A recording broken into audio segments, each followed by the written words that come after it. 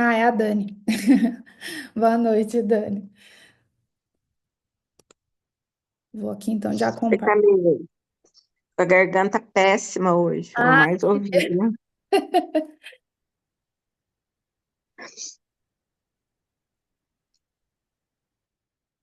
tô na paleta, na cor do slide, a blusa. Combinar. Vamos aqui, vou abrir a apresentação para a gente já iniciar, então.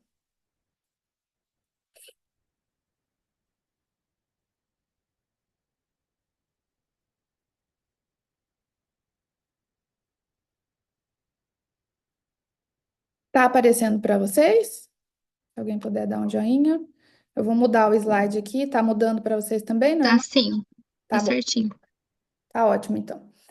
Então, né, dando continuidade aqui à nossa sequência de aulas sobre gestão e neurociência. Lembrando, como eu falei na aula anterior, se alguém quiser compartilhar alguma coisa, podem me interromper. Como eu estou com o slide, eu não consigo ver todas as câmeras. Então, se vocês colocam aquela mãozinha levantada, às vezes não aparece para mim. Então, pode ligar o microfone e aí eu escuto por aqui, não tem problema. Só para relembrar, então, um pouquinho do que foi falado na semana passada. Tem algumas pessoas aqui que não estavam semana passada, então a gente vai só fazer uma revisão rapidinha. Começamos, né, falando sobre a história da administração, vimos aí uma linha do tempo, desde quando ela surgiu, em 1911, quando foi publicado o primeiro conceito de administração científica pelo pai da administração científica, o Taylor. Vimos sobre a história dele, que veio de uma família assim bem rígida, de muita disciplina, de uns valores bem rígidos, o que acabou impactando aí toda essa construção, essa história que ele tem dentro da administração. Vimos também sobre competências, vimos aquele estudo sobre as competências emocionais de profissionais na área da TI, o quão é importante, tanto Um pouco, né? tem alguém com o microfone aberto. Pronto. Vimos também o quão é importante, né, além do conhecimento técnico, esses outros tipos de conhecimentos esses que não são colocados muitas vezes no currículo, né, chamados de soft skills. Definimos um pouco sobre o que é neurociência, como a liderança vai influenciar diretamente no comportamento humano de todo o time, de todos os colaboradores. A liderança ela não é uma coisa única, exclusivamente apenas estratégica, dados. Ela é algo humano, ela é uma característica assim muito com muito peso dentro da empresa. E mesmo quem não tem um papel de líder diretamente, exerce uma liderança em casa, consigo mesmo, na vida pessoal, enfim. Falamos um pouco também sobre o sistema nervoso autônomo, a divisão dele, simpático, parasimpático, o que que ativa ele, o que que deixa ele um pouco mais tranquilo, o tipo de relação que o líder constrói dentro do seu time. Falamos sobre também a importância da ocitocina, a criação do vínculo. Muitas vezes as pessoas pensam, mas a gente acaba criando vínculo com um colaborador, acaba passando a mão na cabeça, mas esse tipo de vínculo, até que aquele autor que eu trouxe, o Jim Collins, ele fala, não é esse vínculo no sentido de ser conivente, mas é um vínculo que vai trazer confiança, um vínculo que vai trazer engajamento. Então, através de um feedback contínuo, clareza, expectativas claras, tudo isso é possível tudo isso é necessário para a construção de uma melhor maneira de trabalhar em equipe. E quando ter vínculo não significa que não vai ter conflitos, muito pelo contrário. Com a criação desse vínculo, a gente consegue lidar melhor com os conflitos de forma mais clara, digamos assim, e de forma mais aberta, sem quebra, sem trauma, sem aquela questão de, ah, não posso falar, trazendo um crescimento, digamos, para ambas as partes. Então, isso foi um resumo do que a gente viu no primeiro dia.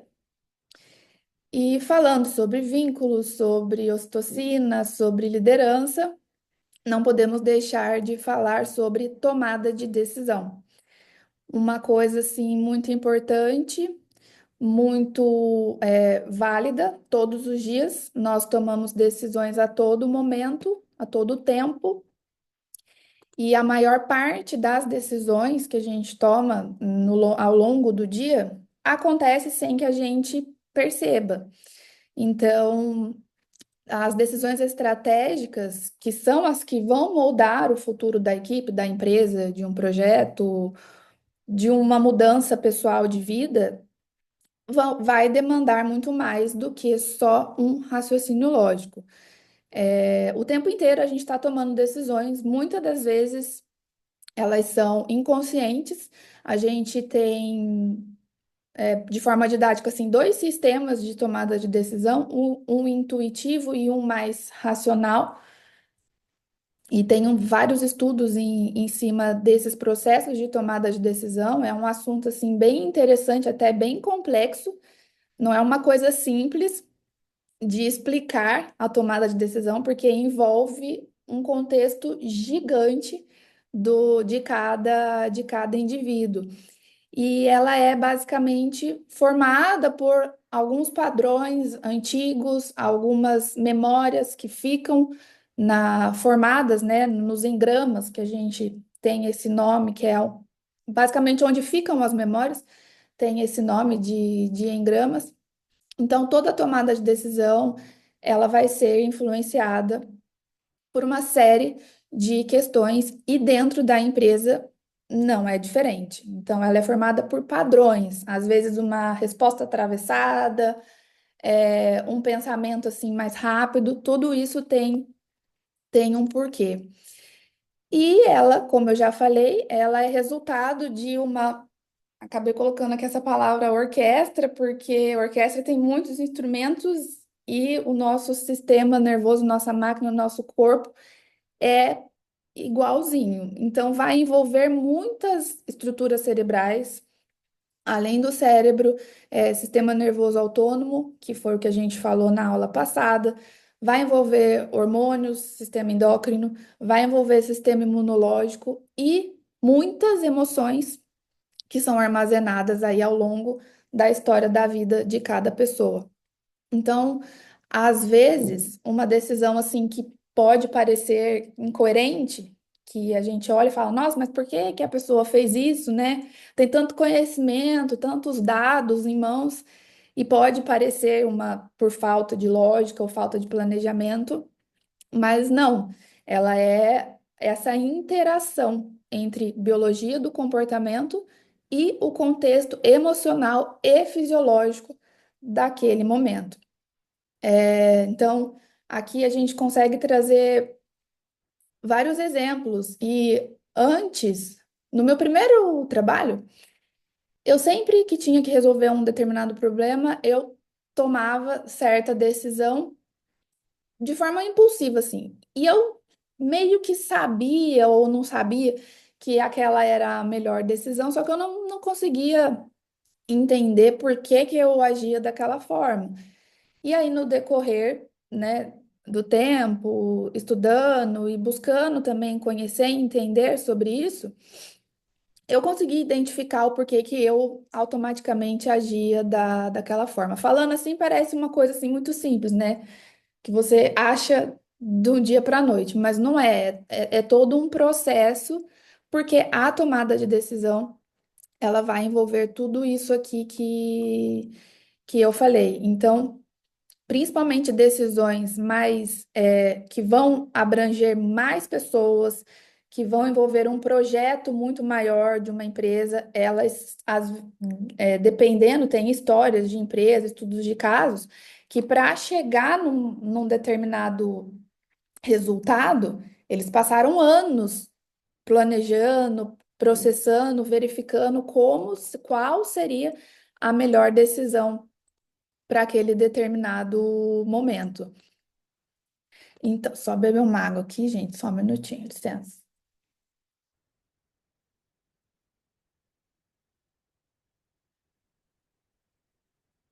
Então, algumas estruturas cerebrais que são muitas envolvidas, mas algumas delas que eu trouxe aqui, falei um pouquinho no final da última aula também, a amígdala responsável aí pelas nossas reações de luta ou fuga, o eixo HPA, ou hipotálamo hipófise adrenal, que eles agem juntos de uma maneira automática quando eles identificam riscos. E eles vão sempre priorizar a autopreservação. Então, em momentos de estresse ou por um momento de estresse muito prolongado, o cérebro não vai diferenciar uma crise real de uma simples incerteza do mercado ou de uma mudança, organizacional. Como assim? Até na época da pandemia, eu conheço duas pessoas que tinham uma empresa já consolidada no mercado. E na época da pandemia, eles infelizmente fecharam porque não conseguiram, o tipo de mercado deles, não conseguiram modificar ali para que eles passassem por esse processo novo para todo mundo. E conversando com eles, eles falaram isso. A gente só queria se manter seguro, não conseguimos inovar, não conseguimos nem criar outras formas de manter a nossa empresa. Hoje eles estão num ramo totalmente diferente, mas naquele momento de crise, de estresse, eles não tiveram, essa capacidade de tomar tal decisão por conta de outros muitos fatores. E aí o resultado dessas decisões mais baseadas na necessidade de trazer mais segurança num primeiro momento, imediata, do que construir uma visão de longo prazo. Então, o corpo ele pode interpretar esse desconhecido como uma ameaça. E aí, fisiologicamente, toda a sua biologia, todo o seu organismo vai limitar essa capacidade de pensar de forma inovadora e estratégica, porque ele quer te preservar. E para que ele pense a longo prazo, para que o seu cérebro pense a longo prazo e consiga enxergar algo a longo prazo, ele gasta muita energia. Então, o sistema nervoso é como não, né? Ele fica num estado de hipervigilância. Então, os recursos cognitivos, essa capacidade de cognitiva mesmo, de pensar, de analisar, ela é reduzida, porque isso traz um gasto muito energético. Um exemplo simples: muitas vezes a gente chega do trabalho, trabalhou o dia inteiro sentado, mas com muito trabalho cognitivo, de pensar e de tomar decisão e de definir algumas coisas. No final do dia, a gente tem aquela sensação de cansaço. Ah, eu não estou com o corpo cansado, a minha cabeça que não pensa mais. Porque essa parte cognitiva gasta muita energia. E num processo aí de tomada de decisão, em momentos de muito estresse, o córtex ele acaba tendo o córtex pré-frontal, que é a parte, racional do nosso cérebro, a parte responsável por tomada de decisão, planejamento, parte estratégica. Ele tem a sua função como se fosse reduzida.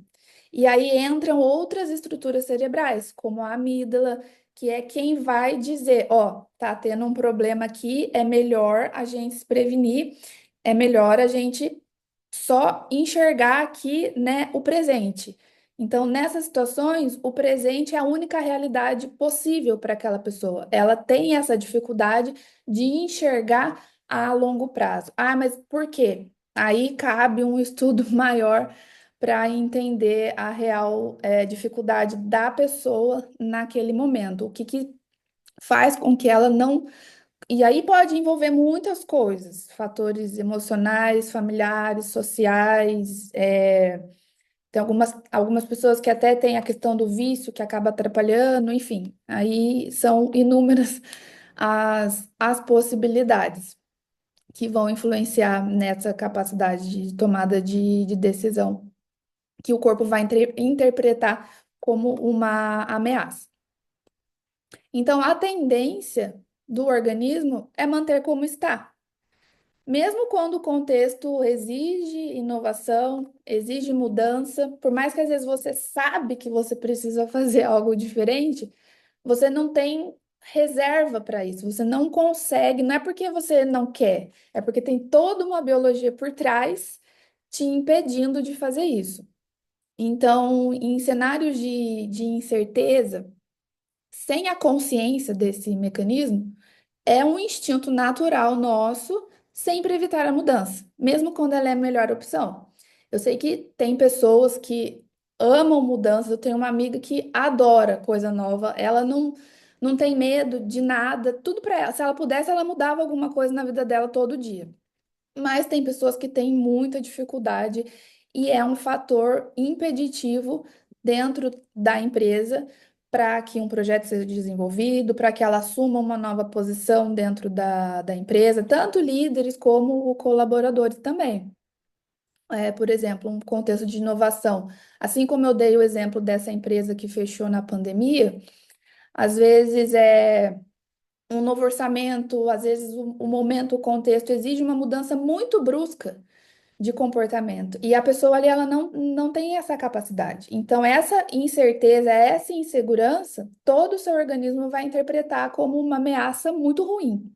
Então, a sua biologia vai fazer com que você não faça nada e mantenha como está. E isso é igual um hábito. A criação de um hábito, né?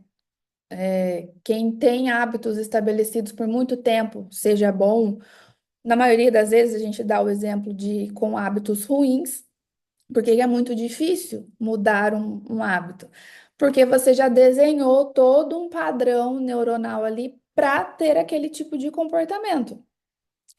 E eu vou dar um exemplo meu simples.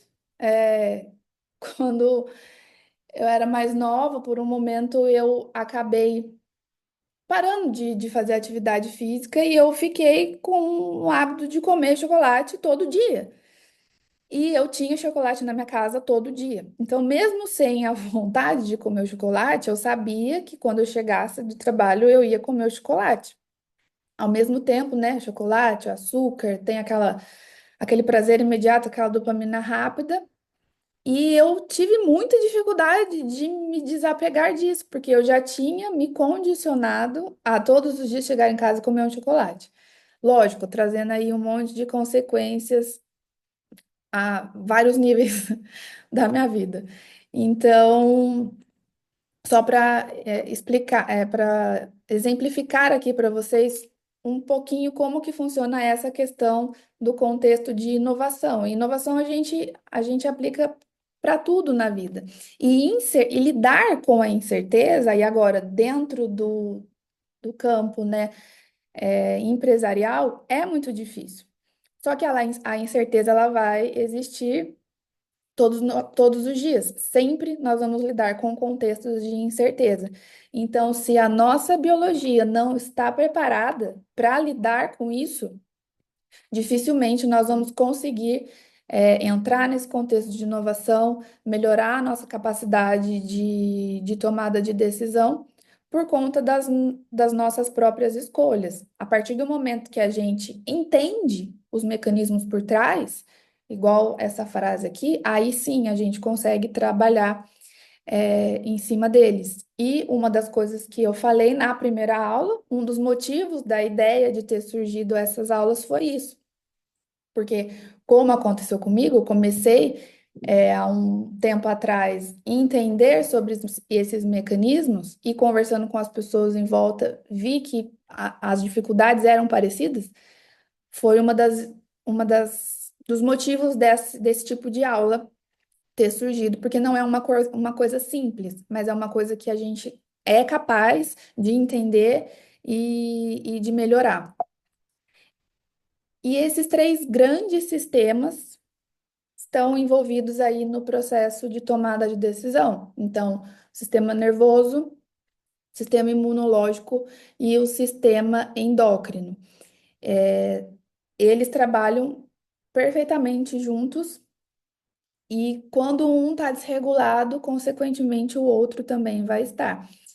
É, não é que precisa haver um equilíbrio perfeito, né? Muitas vezes as pessoas falam, para ter um equilíbrio entre corpo e mente, não funciona dessa forma.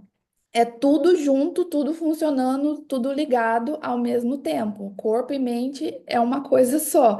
Então, esses três sistemas, eles dizem muito sobre a nossa tomada de decisão. Então, o sistema nervoso, o responsável aí por transmitir informações elétricas e químicas, o sistema imune, quem vai detectar ameaças internas e externas, sistema endócrino, regulando aí funções corporais através de liberação de hormônios na nossa corrente sanguínea, por exemplo. Um resumo do que são esses três sistemas. E qual é o grande problema aqui? Quando o corpo mantém um estado de alerta constante, isso a gente falou também um pouquinho na primeira aula, essa capacidade de tomada de decisão, de planejamento e inovação, ela diminui, porque as decisões elas começam a ser mais reativas, porque o seu corpo não tem energia para pensar de outra forma, impulsivas ou muito conservadoras. Existem pessoas que usam aquela frase, né? Eu nasci assim, eu vou morrer assim. Não, você tem a capacidade de mudar e de se adaptar, assim como uma empresa. E um desenho para exemplificar aqui essas etapas. Então, primeiro o cérebro vai enxergar, identificar a incerteza, vai ativar a área cerebral, a amígdala, que vai disparar um sinal de alerta, como se fosse aquela luzinha assim do carro de polícia ou um alarme. Depois disso, a gente tem a liberação do cortisol e adrenalina, que é aonde vem a preparação para o corpo agir. Lembrando que essas duas substâncias, elas são importantes para o nosso organismo, elas fazem parte do nosso do dia a dia. O problema é em grande quantidade por um momento muito prolongado, tornando-se uma coisa crônica. Aí que está o problema. O sistema imune vai responder, ele vai interpretar esse estresse contínuo como um fator de risco, alterando a produção de substâncias inflamatórias, e aí temos a tomada de decisão afetada. Então, a gente vai ter a diminuição do foco, como eu falei, essa dificuldade de enxergar lá na frente, risco aumentado de decisões emocionais ou paralisação diante da incerteza. Ou seja, não vou fazer nada, eu vou me manter aqui como eu estou, porque é melhor, é mais confortável, eu não vou ter nenhum gasto de energia e vou me manter seguro. Essa é uma das possibilidades de resposta do nosso organismo frente a esse cenário. Então, aí fica aqui uma pergunta, né? A gente tem treinado a nossa biologia para tomar melhores decisões ou a gente apenas reage aos impulsos do momento? E daí, trazendo agora para um contexto de liderança, é muito complexo lidar com tudo isso, é muito difícil lidar com tudo isso, porque você, de fato, precisa entender, precisa conhecer seus colaboradores, seus clientes para que as suas decisões acabem impactando eles também. Tamires, mas só eu penso como líder, ninguém me enxerga. Sim, só você pensa como líder, as pessoas dificilmente vão te entender, mas você, no papel de líder, precisa entender as outras pessoas. Esse é o papel do líder. Então, tem até um exemplo simples que um professor meu sempre fala no avião. Quando você entra no avião, a primeira coisa lá, né, quando os comissários ensinam, quando a cabine perder pressão, o que você tem que fazer? Primeiro põe a máscara em você, depois você põe no outro. Se você tiver sem ar, você não vai conseguir cuidar do outro. Então, aqui dentro de uma empresa, ou seja, você é autônomo, a gente primeiro precisa cuidar de todo esse maquinário que é o nosso organismo para conseguir tomar as melhores decisões que vão envolver outras pessoas. Só assim a gente vai conseguir ajudar outras pessoas, fechar mais clientes, fechar melhor o time, fazer com que o time ande melhor dentro da empresa. Porque está tudo conectado. Nosso organismo, nosso cérebro, todos esses sistemas que eu falei, esses três sistemas poderosíssimos, são máquinas, é uma máquina assim impressionante. E quanto mais a gente estuda, mais se aprofunda sobre a capacidade que a gente tem, mais impressionada eu fico, porque fala, gente do céu, é um tanto de coisa que a gente tem a capacidade de fazer. E são coisas assim muito bonitas. Então, tá tudo conectado, tá tudo interligado, como se fosse aí um algoritmo do Instagram. Então, se você tem alguma dificuldade em alguma área, seja a nível metabólico, a nível emocional, a nível social, isso vai impactar diretamente nas suas tomadas de decisões. É claro que tem algumas pessoas que conseguem se adaptar melhor a determinados tipos de contexto, mas muitas das vezes, ou em outros tipos de contextos, elas têm essa dificuldade por conta de toda essa biologia funcionando junta o tempo inteiro. Alguém levantou a mão aqui, mas já abaixou. Eu não consegui ver quem era. Se for alguém que quiser falar, só me interromper aqui, tá bom? Só dei um coraçãozinho, Ah, que tá. eu amei. Então foi isso, que eu só enxerguei alguma coisa subindo aqui, mas eu não vi o que que era. É, E até trazendo de novo o exemplo que eu dei, eu passei por um momento em que eu tive um aumento muito grande de peso, uma coisa que nunca tinha acontecido, e por isso que eu falo com tanta, convicção disso, porque eu senti isso na pele, então muitas coisas hoje eu reconheço que foram afetadas, inclusive capacidade de tomada de decisão, socialmente, no trabalho, tudo isso foi afetado por conta de escolhas que afetaram a minha biologia. Então, sim, a gente precisa tomar muito cuidado com as nossas escolhas porque elas vão influenciar no nosso trabalho, consequentemente. A gente às vezes separa, né, a vida pessoal, a vida profissional, mas elas também estão juntas. Dificilmente você vai estar muito bem no seu profissional com alguma coisa pendente na sua vida pessoal. Então, saúde e gestão, elas estão juntas sempre. E a influência do estado corporal na percepção de oportunidades. Como assim? A forma como a gente percebe uma oportunidade ou um risco vai depender do estado fisiológico no momento da tomada de decisão. Traumas, experiências passadas, eles marcam a nossa vida desde a infância, ou seja, então cada pessoa tem uma forma de ver o mundo, cada pessoa tem a sua percepção de mundo. Até na primeira aula, alguém comentou sobre, eu não me lembro quem, mas alguém comentou sobre a dificuldade de lidar com a geração Z, né, hoje em dia. E sim, eles são muito difíceis, porque é um contexto, eles nasceram em um contexto completamente diferente do nosso. Então, toda a forma com que eles têm sido ensinados, todas as informações que chegam até eles no dia de hoje impactam a vida deles de uma forma completamente diferente da nossa. Então, eles têm uma percepção e a gente tem outra. Por isso, essa dificuldade no ambiente de trabalho. E essa até é um conteúdo muito interessante de falar, mas teria que ficar para um outro momento, porque leva bastante tempo também.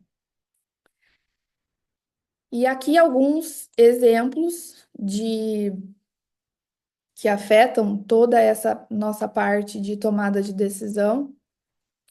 liderança, relacionamentos. Cansaço e a falta de sono. Eu cheguei a comentar um pouco sobre a falta de sono também na primeira aula. O sono, ele é uma coisa assim que não, que tem que ser inegociável. Ele é muito importante. Durante o sono é que a gente recarrega, né, as nossas baterias.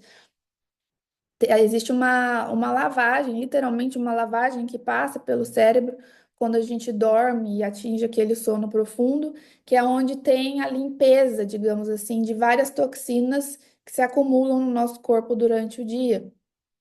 É o líquido encefalorraquidiano que faz essa limpeza. Então, o sono, ele é muito importante. Não sei se vocês já experimentaram passar por uma reunião importantíssima depois de uma noite mal dormida. É péssimo. Então, o cansaço e a falta de sono, eles vão aumentar a percepção de ameaça e vão reduzir criatividade. O estresse crônico, tenho falado bastante dele também, ele reduz tolerância ao risco, favorece decisões conservadoras. Inflamação sistêmica vai prejudicar o foco, aumenta a impulsividade e reatividade. Então, essa impulsividade aqui pode ser a vários níveis: impulsividade de comida, impulsividade de comportamentos. E estados de bem-estar aumentam a confiança e favorecem decisões estratégicas. Então, o que que significa isso? Não é chegar, tem que ter o equilíbrio perfeito. Não, até porque esse equilíbrio perfeito não vai existir. A questão é, até dentro dessa formação que eu faço na área de psiconeuroimunologia clínica, eles definem a saúde como um estado em que a gente consegue ter flexibilidade a vários níveis. Então, ser flexível a nível metabólico, ser flexível a nível emocional, social e conseguir se adaptar a um contexto em um tempo adequado. Isso sim, eles definem como saúde. E isso é muito interessante, porque o estresse ele vai fazer parte da nossa vida, não tem como a gente eliminar isso de vez. De vez em quando a gente vai ficar um pouco mais inflamado, cansaço, falta de sono, talvez por alguma semana retrasada eu tive umas 3 noites aí bem mal dormidas mesmo, mas porque eu estava com uma demanda muito grande.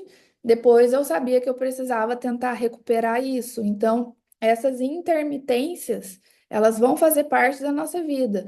Então, cabe a gente saber como entrar nesses tipos de estresse e sair deles, para não manter e chegar num estado crônico, que aí é mais difícil de resolver. É possível, mas é um pouco mais difícil.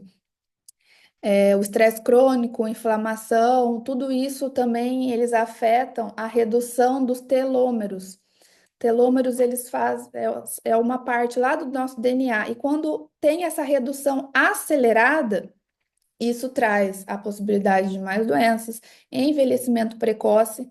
Então, só para vocês terem noção do tamanho que esses tipos de coisas, estresse crônico, inflamação sistêmica, essas más escolhas podem prejudicar o nosso organismo de uma forma integral. Então, aqui um resuminho do que foi falado.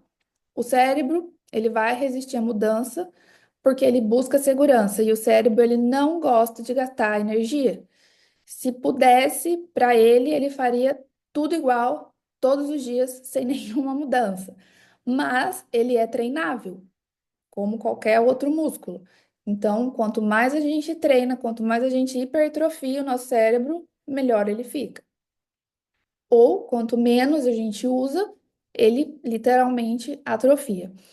O medo do erro bloqueia a criatividade. O medo, ele é importante para a nossa vida.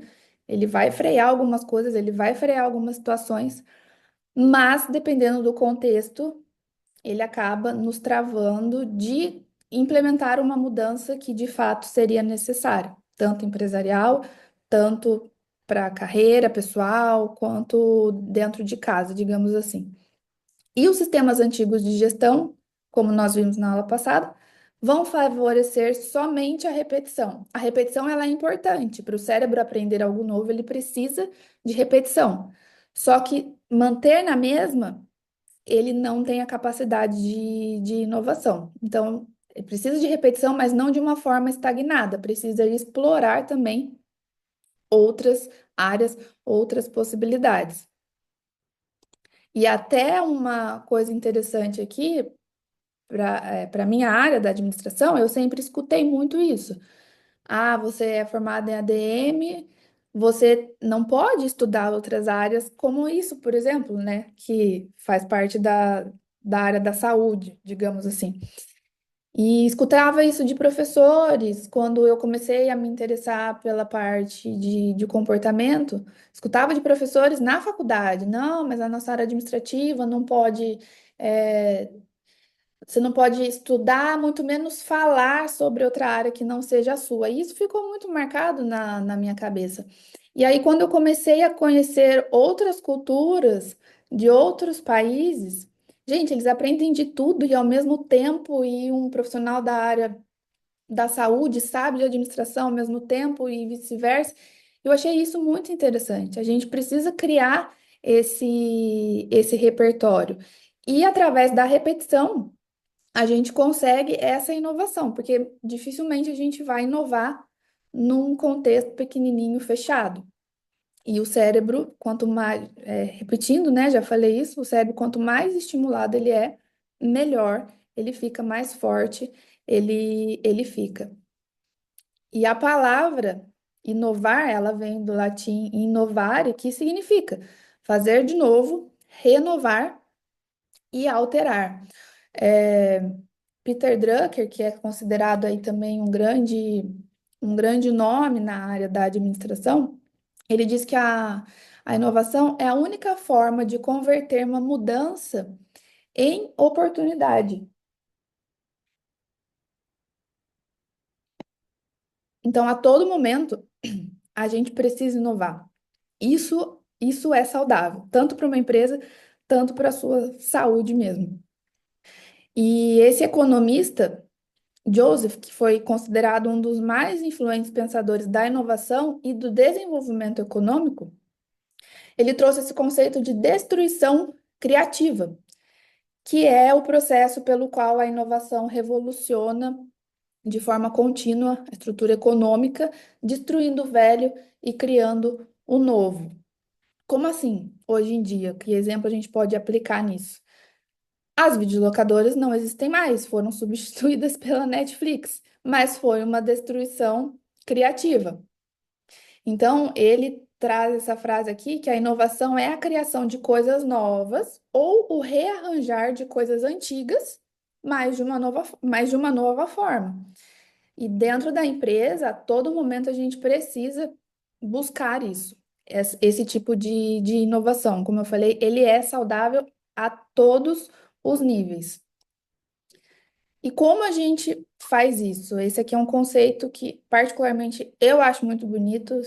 É, Ele é muito complexo também, assim como todas as áreas dentro da neurociência, que é a neuroplasticidade, a capacidade que o nosso cérebro tem de aprender a inovar. Por muitos anos, os cientistas acreditavam que o cérebro nascia de um jeito, se desenvolvia e depois ele permanecia da mesma forma. Mas com os estudos, os experimentos em cima disso, perceberam que não. O cérebro, ele tem essa gigante capacidade de inovar, aprender a inovar, mesmo depois de adulto, não só na infância. Até aqui tudo bem, gente? Tudo certo? Pessoal que está com a câmera ligada aqui, ok? Alguma dúvida? Senão a gente continua aqui. Então vamos lá.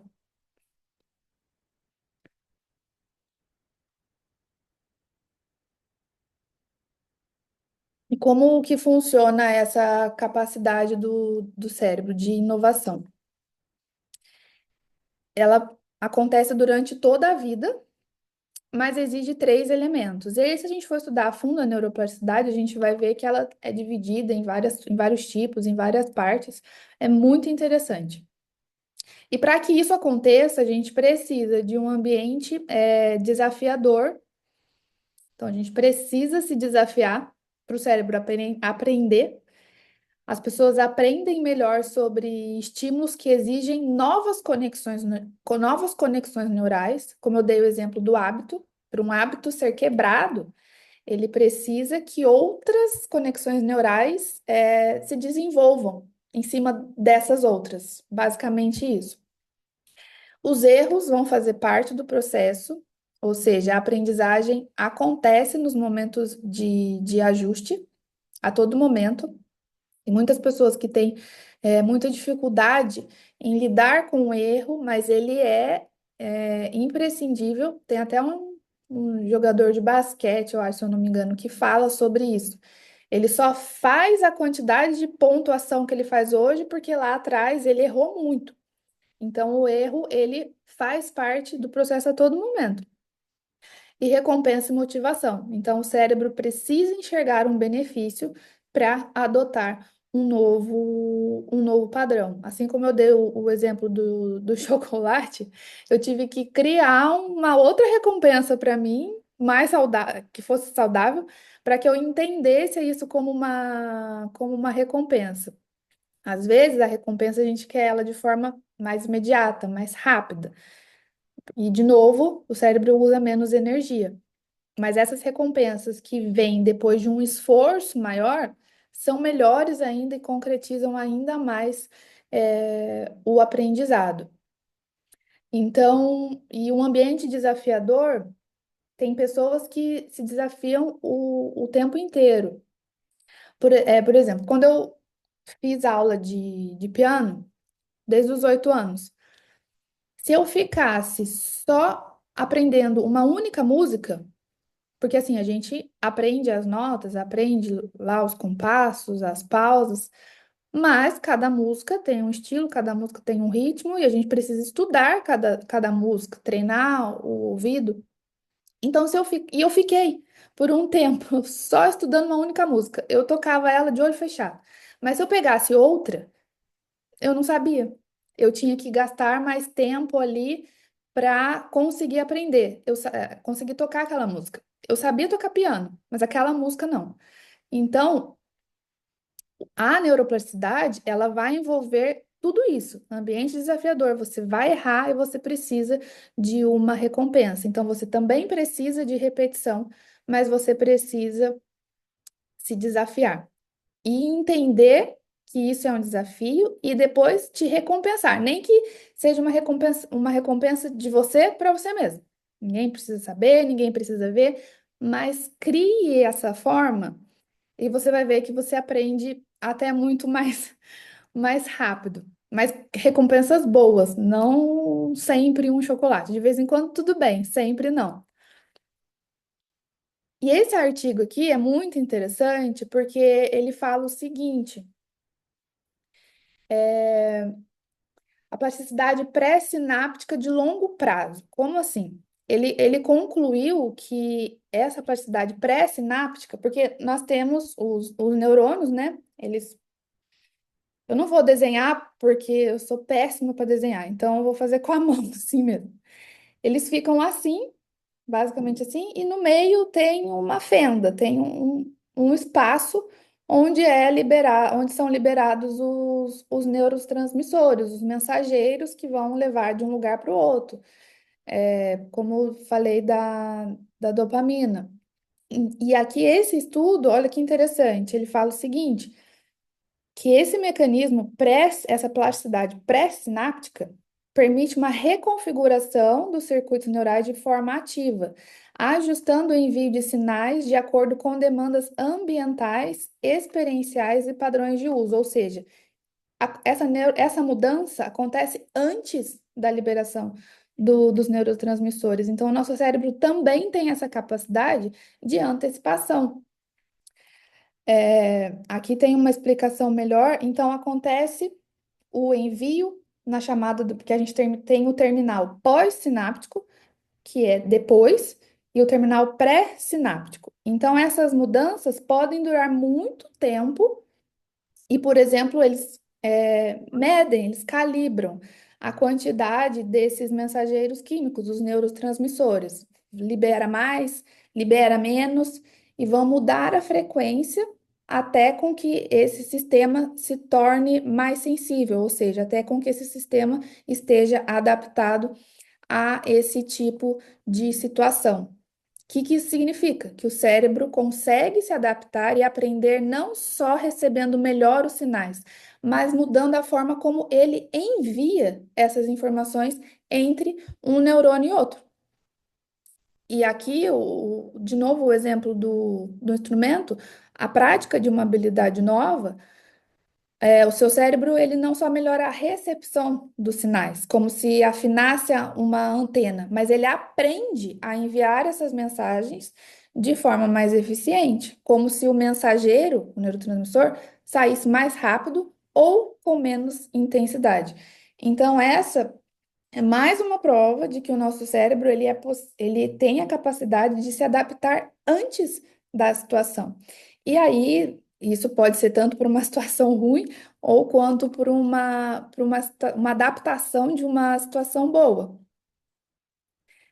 E isso envolve muito inovação, porque ela não é um momento assim isolado, ela é um processo contínuo de adaptação, ou seja, uma coisa que precisa ser feita antes, que pode começar nas decisões estratégicas ou em outros pontos da organização, não necessariamente de cima para baixo, não necessariamente pela liderança.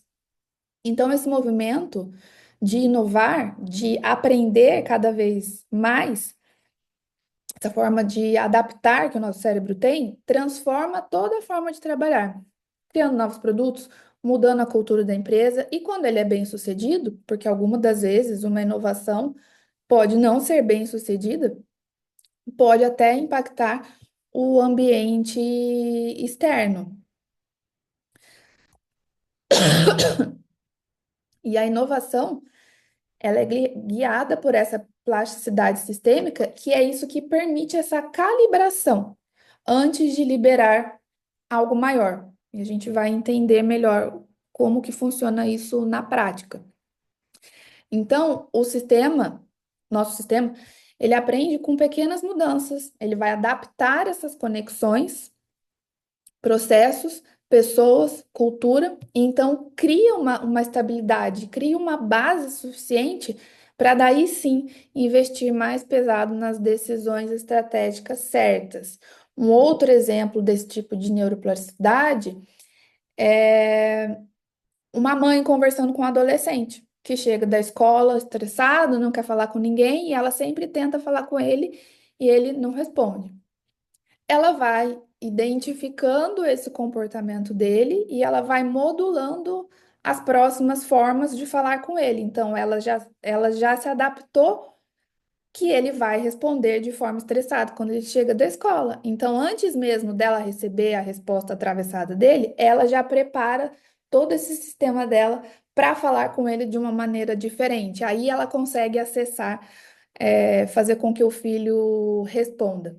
Esse é um exemplo também para entender esse tipo de neuroplasticidade antes da liberação dos neurotransmissores.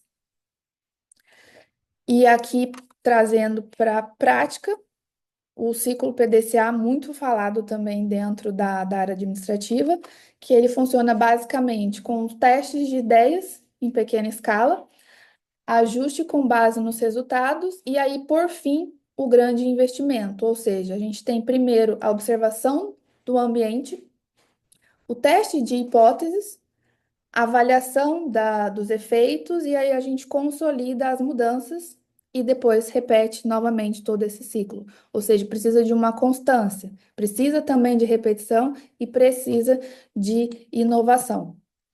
E aqui essa tabela explica melhor esse ciclo, né? A fase do planejamento, da execução, verificação e ação. Então, na fase do planejamento, é onde a gente vai identificar um problema ou uma oportunidade, definir as metas, E sempre lembrando de definir, como a gente falou na primeira aula, definição de metas claras e desenvolver um plano de ação para alcançar melhorias.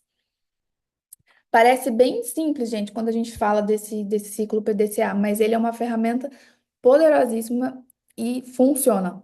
Na fase do executar é onde a gente vai implementar o plano, em pequena escala, testando as ações propostas de forma controlada. Então, já não é aqui o grande investimento, igual está escrito aqui, é em pequenos testes. Lembra do exemplo que eu dei da mãe de falar com o filho? Ela vai tentando de pouquinho ali se aproximar dele para que ela consiga uma resposta eficiente. E a fase da verificação, quando a gente vai analisar os resultados obtidos desses pequenos testes, comparando com as metas que foram estabelecidas e identificando o que funcionou ou o que não funcionou e faz os ajustes necessários. E por fim, o agir, a ação, que é a padronização e expansão de mudanças eficazes ou ajuste do plano com base no que foi aprendido na na etapa anterior. Só que para que esse ciclo funcione, a gente precisa de algo constante. E um exemplo muito conhecido e claro disso foi o lançamento do iPod, que foi lançado em 2001. Ele tinha essa missão de ser o melhor player de música portátil do mercado.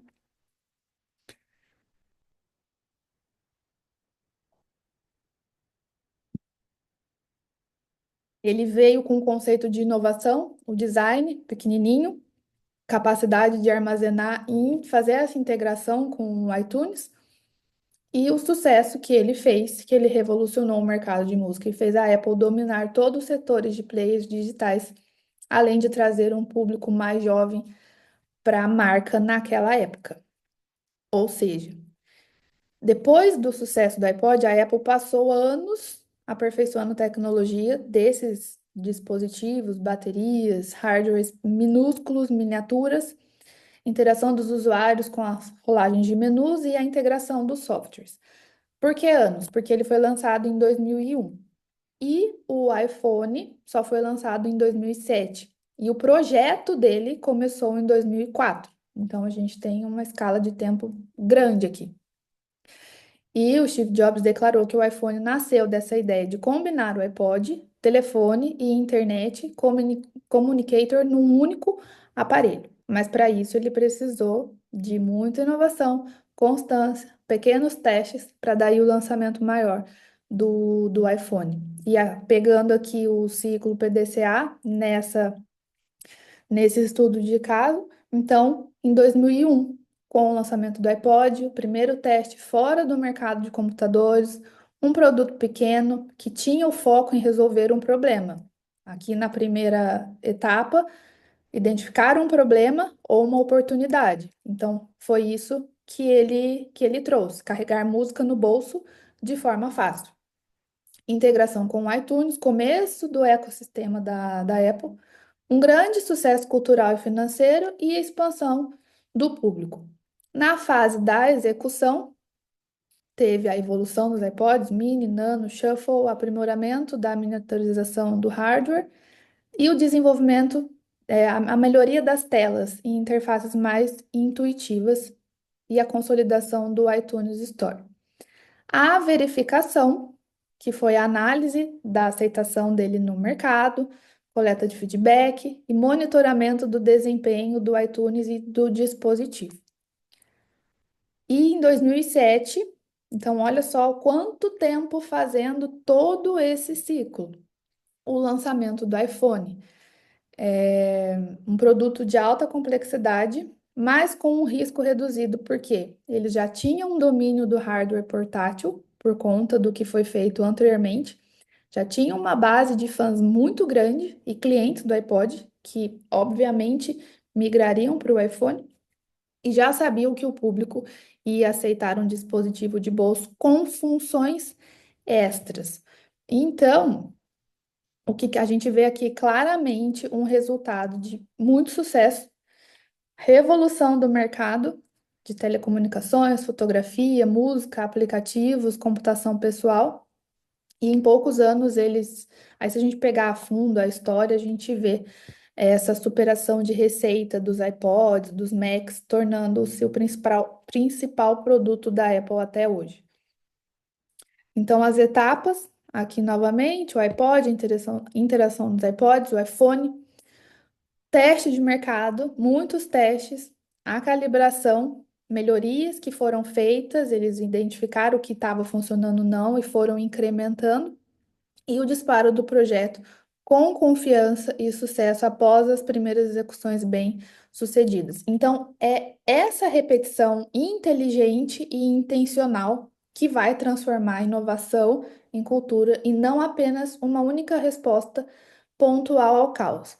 Lá no comecinho, quando a gente viu sobre a história de Taylor, a questão da repetição era uma coisa não inteligente e não intencional.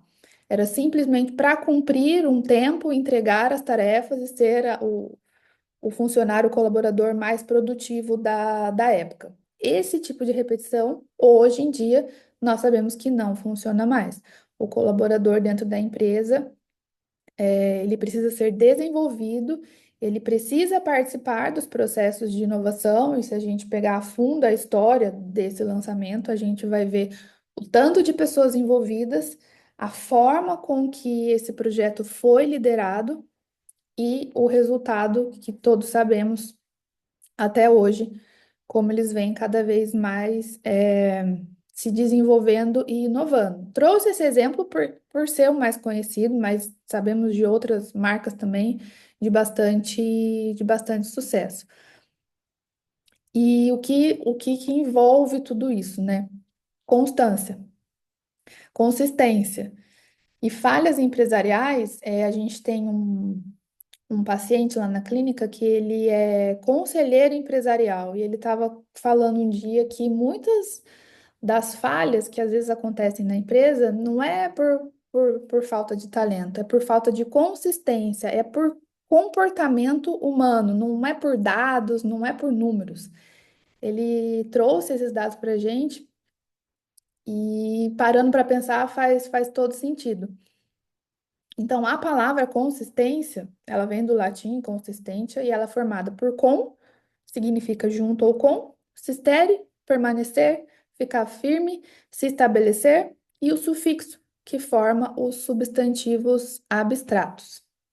Ou seja, a constância, a consistência, muitas vezes as pessoas não têm, lembra que a gente falou no começo, por essa falta da capacidade de conseguir enxergar algo lá na frente, de conseguir enxergar um projeto a longo prazo, porque a única coisa que o sistema dela consegue fazer nesse momento é prezar pela sobrevivência, é prezar por algo seguro, por conta de toda uma biologia por trás bagunçada, digamos assim. Então, literalmente, consistência é o estado de permanecer firme, estar estabelecido, ter estabilidade. E a neurociência confirma que pequenas ações repetidas ao longo do tempo moldam o cérebro. Isso a gente já falou também na parte da neuroplasticidade. Podem ver, as crianças, elas têm muito essa capacidade porque elas são curiosas, elas buscam, elas vão atrás, elas são muito criativas, porque elas têm esse lado criativo delas muito mais forte que o nosso, é lógico, mas a gente consegue desenvolver esse lado também, basta a gente ter consistência e ter definido de forma clara aonde a gente quer chegar. Porque se todo esse processo da Apple, eles não tivessem todo esse planejamento, essa visão de longo prazo, porque começou em 2001, foi lançado só em 2007, o produto final principal. Então, olha o tempo. A consistência, ela vai envolver muito tempo e essa capacidade de enxergar a longo prazo. E daí trazendo para dentro da empresa, no contexto de liderança, essa é uma habilidade imprescindível e precisa ser desenvolvida. Não é fácil, não é do dia para a noite, mas temos essa capacidade sim, e estou trazendo isso aqui para vocês de forma clara. Então, a constância é um elemento central nos processos de inovação sustentada. No contexto organizacional, ela vai fazer essa representação aí de manter os esforços, né, coordenados por um longo tempo, mesmo diante da incerteza, que eu já falei que esse cenário de incerteza ele vai estar presente sempre, e vamos falar mais dele também na próxima aula, construindo um padrão de aprendizado incremental e cumulativo. Então, esse comprometimento contínuo vai permitir que os pequenos testes não sejam tratados como, assim, uma tentativa isolada ou uma perda de tempo, mas como parte de uma estratégia deliberada de exploração e validação. Aqui eu sei que a gente tem vários profissionais de várias áreas diferentes aqui. Então, isso você pode levar para o seu contexto, seja da área da saúde, seja com o paciente, seja na área de vendas. As organizações, elas precisam de constância para transformar essas micro-inovações em movimentos maiores. Dificilmente você vai ver uma empresa de muito sucesso que já lançou logo de cara algo muito grande. Sempre precisa desses pequenos testes, mas com constâncias e repetições sendo feitas de forma estruturada e inteligente. Então, muitas vezes a velocidade ou uma coisa muito genialidade de forma pontual não vão ser tão importantes, mas a disciplina sim, aplicada ao longo do tempo. E para que a gente mantenha essa disciplina, a gente precisa fazer com que o nosso cérebro consiga enxergar a longo prazo ou algo lá na frente. E se a gente, como líder, tem essa capacidade, precisamos levar isso para toda a empresa, para todo o time. E isso vai envolver criação de vínculos, isso vai envolver muito, primeiramente, né, lógico, o autoconhecimento, para daí com que a gente faça essa criação e entre inovação, constância e crescimento e aprendizado contínuo. Lembrando que isso não evita nenhum tipo de conflito, muito pelo contrário, mas é uma forma de saber lidar melhor e de forma mais assertiva e também tomar decisões de forma mais assertiva. Então, a constância não tem apenas só essa função operacional, ela vai cumprir um papel muito importante no processo de construção do conhecimento da empresa, porque com ela a gente vai observar, a gente vai aprender, vai validar e transformar a experiência em estratégia, assim como esse ciclo que eu acabei de mostrar para vocês. A constância ela vai evitar a armadilha de deixar com que a gente só haja quando tudo deu muito errado e lembrar sempre que, como eu falei, o estresse, o caos, ele é inevitável, ele vai estar presente por muito tempo, por muitos momentos. O que vale é a forma com que a gente consegue entrar e sair deles. Então, o problema não é o caos, mas não estar preparado para ele. E tem um autor, eu vou trazer na próxima aula, mas já adianto um pouquinho, que escreveu um livro que se chama Antifrágil, e ele fala muito disso. É muito interessante, é um livro até um pouco engraçado, assim, em algumas partes. E a forma com que ele apresenta essa questão de antifragilidade, de sistemas e pessoas antifrágeis, como que elas se fortalecem com pequenas doses de estresse ao longo do tempo. Lembra que eu falei no começo? Não é chegar nesse equilíbrio perfeito que muitas vezes a gente escuta por aí. Não, mas ser flexível em vários níveis para conseguir lidar e se adaptar melhor às situações do dia a dia da nossa vida, tanto dentro da empresa como fora da empresa. E essa constância vai criar uma base para enfrentar esse caos, para enfrentar a incerteza, sem precisar recomeçar do zero. Lembrando que, se precisar começar do zero, não tem problema nenhum. A gente recria, cria novos caminhos, cria novas estratégias. O caos, a incerteza, o estresse, os problemas, eles são inevitáveis, mas dá para usar a nosso favor. Nem todo mundo estava aqui na primeira aula, mas quando eu dei o exemplo da abertura da clínica, que foi no período de pandemia, para mim foi muito difícil, porque, como eu falei, era uma pessoa assim com muito padrão e tudo tinha que estar de uma única forma, não podia mudar. Então, é um processo de desconstrução e construção de si mesmo por muito tempo. E é a partir disso que a gente começa, que a gente consegue, né, trazer mais conhecimento, trazer mais melhorias para a empresa e para todo o time, consequentemente. É um ciclo, igualzinho o desenho da seta que eu trouxe para vocês. Então, o cérebro, ele pode tomar decisões limitadas se ele não for treinado.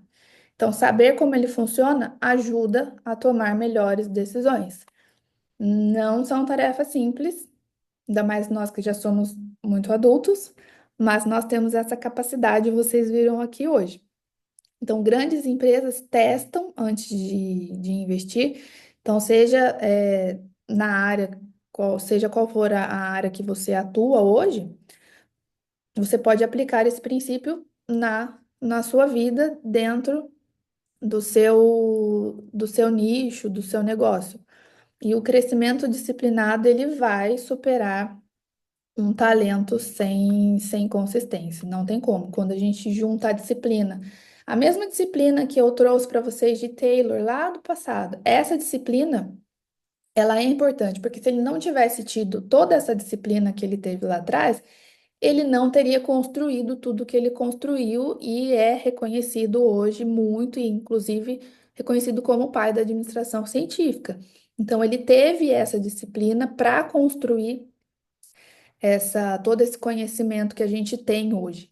Por mais que hoje em dia algumas teorias dele se tornaram, né, obsoletas, mas foi importante o que ele deixou através desse crescimento disciplinado.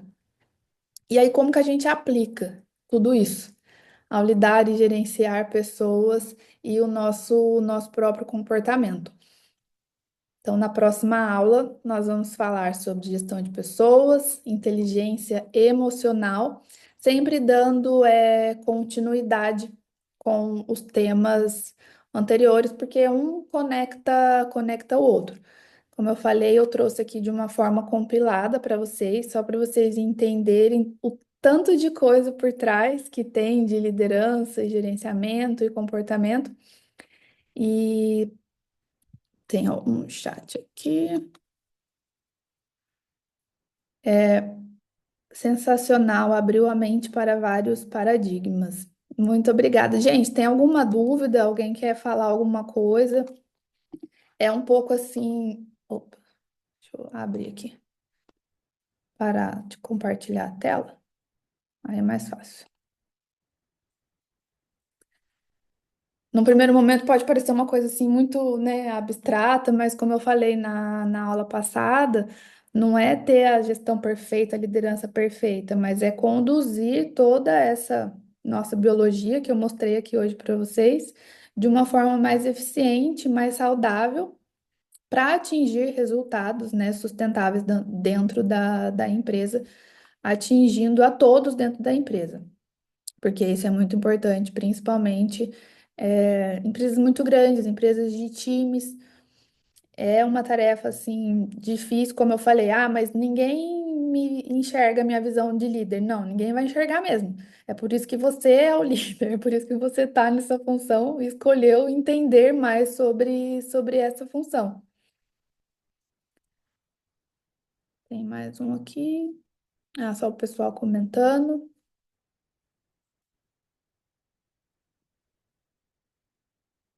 Então, dúvidas, como eu falei, na semana passada tiveram algumas pessoas que mandaram algumas dúvidas direto no meu celular, algumas dúvidas mais pontuais, mais pessoais.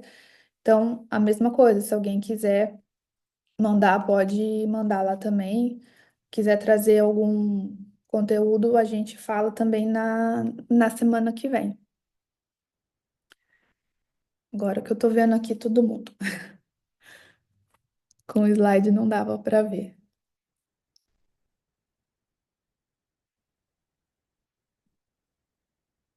A Bárbara tá aqui também. A Bárbara é dessa área de neurociência.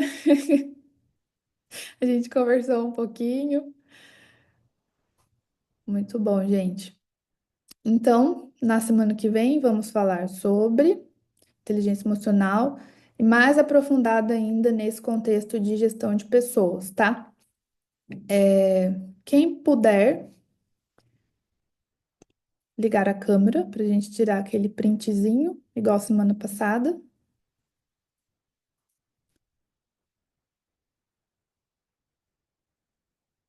Eu vou tirar o print aqui. Vamos lá. Ou tem esperar a Bárbara sentar ali. Um, dois. Tem mais gente entrando. Ah, peraí, vou esperar todo mundo aparecer aqui. Pode ir?